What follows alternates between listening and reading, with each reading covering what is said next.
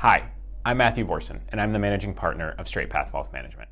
Today I want to talk to you about another question that we hear quite often from our retiree clients.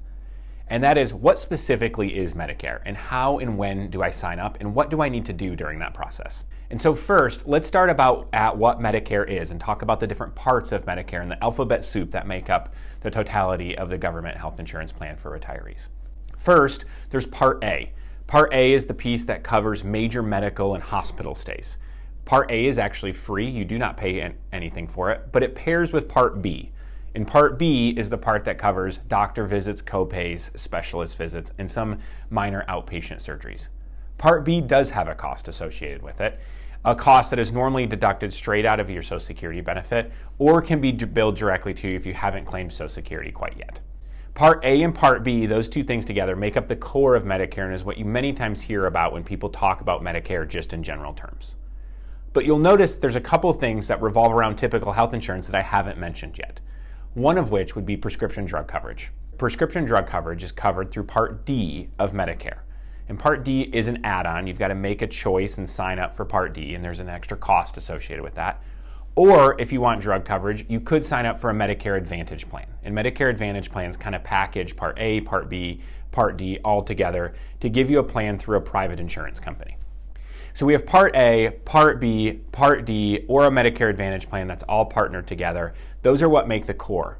But those sometimes aren't enough either. And so if you're doing Part A, Part B, and Part D without a Medicare Advantage plan, you may also need to look at Medigap plans to cover things like the donut hole, which is a gap in coverage where all of a sudden you got to pay a bunch of money out of pocket, or to make co-pays and deductibles a little bit less. And so there's lots of complexity there that we really encourage you to talk to a health insurance agent. We have referrals that we can give you that we think are experts in this field that can help you navigate the different pieces.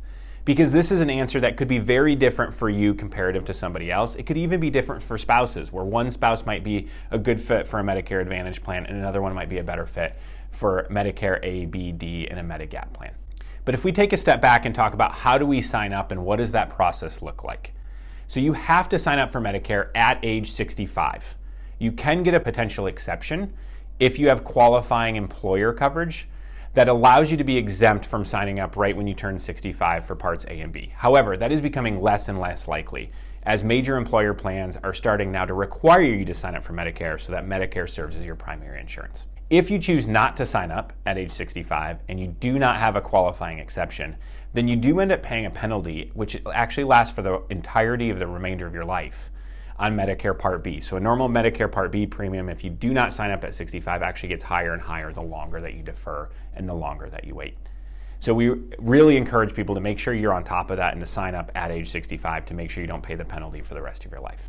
In combination with that, the actual process, though, is become much easier, especially during COVID back in 2020. And so now the entirety of the process can be done completely online. So we recommend about 3 months before you turn age 65 to go to ssa.gov. That is the Social Security Administration website, but that website is also what handles you signing up for Medicare and the processes behind it. And so you can go to that website, sign up, but we again also encourage you to talk to an expert health insurance agent to make sure that you pick the best plan and the best options that fit for your specific health situation. If you have any questions about this or how this, especially if how this fits into your overall retirement plan, I encourage you to reach out to me and my team.